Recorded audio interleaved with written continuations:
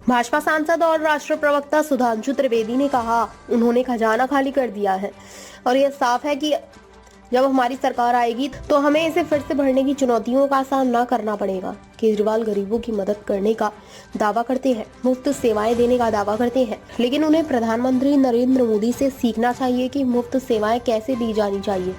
केजरीवाल ने मुफ्त बिजली का वादा किया था, लेकिन शुरुआत में बिलों में शून्य दिखाया गया।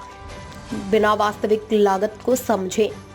अब घोटाला स्पष्ट हो चुका है, क्योंकि सरकारी खाते से निजी बिजली कंपनियों को भुगतान किया जा रहा है।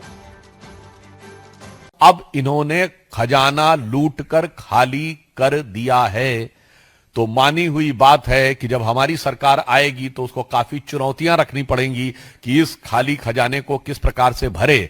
और जो ख्वाबों ख्यालों में सोचते हैं इनकी सरकार कभी आई तो ये समझ लीजिए वो ख्वाबों ख्यालों वाली सरकार में कि आगे ऐसी स्थिति होगी कि किसी भी चीज के लिए कोई धन बचने की स्थिति नहीं होगी। अब मैं बताना चाहता हूं केजरीवाल साहब को, आप कहते हैं कि आप गरीबों को देना चाहते हैं, किस प्रकार से दिया जाता है फ्री का, वो प्रधानमंत्री श्री नरेंद्र मोदी जी से सीखिए। आपने बिजली फ्री देने की बात कही और शुरू में तो बिल 0 आते थे, तो पता ही नहीं कितना आपने खर्च किया और कंपनियों को पेमेंट होता था।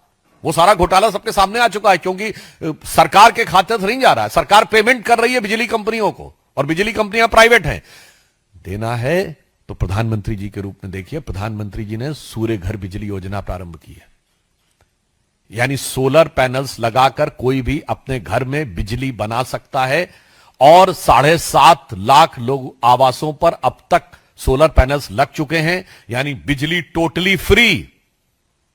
न खजाने पर बोझ, न पर्यावरण पर बोझ, clean energy, total free energy. और इसके अतिरिक्त इतना ही नहीं, वो परमानेंट फ्री। किसी को डराने की भी जरूरत नहीं है कि ये रहेंगे तो फ्री मिलेगा, वो रहेंगे तो फ्री नहीं मिलेगा, वो परमानेंट फ्री। और इसी के साथ साथ अगर आप अधिक बिजली उत्पादन करने में सफल हो जाएं तो बिजली विभाग आपसे बिजली खरीद भी लेगा, यानी बिजली फ्री भी और आमदनी की संभावना भी।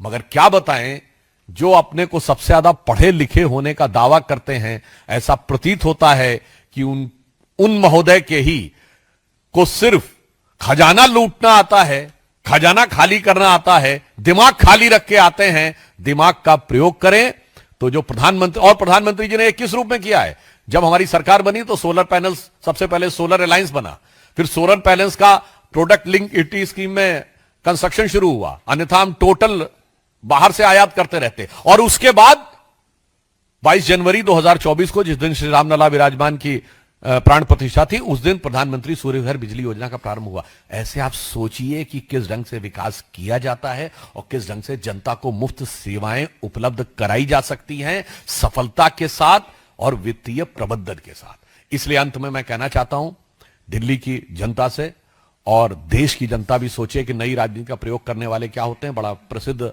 दोहा है रहीमदास का कि रहीमन विपदा हूं भली जो थोड़े दिन होए, रहीमन विपदा हूं भली जो थोड़े दिन होए, हित अनहित या जगत में जानि परत सब कोय। अर्थात विपदा जो है वो थोड़े दिन की अच्छी होती है, क्योंकि क्या अच्छा है, क्या बुरा है, क्या आपके हित में है, क्या अहित में है, ये सब कुछ दिखाई पड़ जाता है।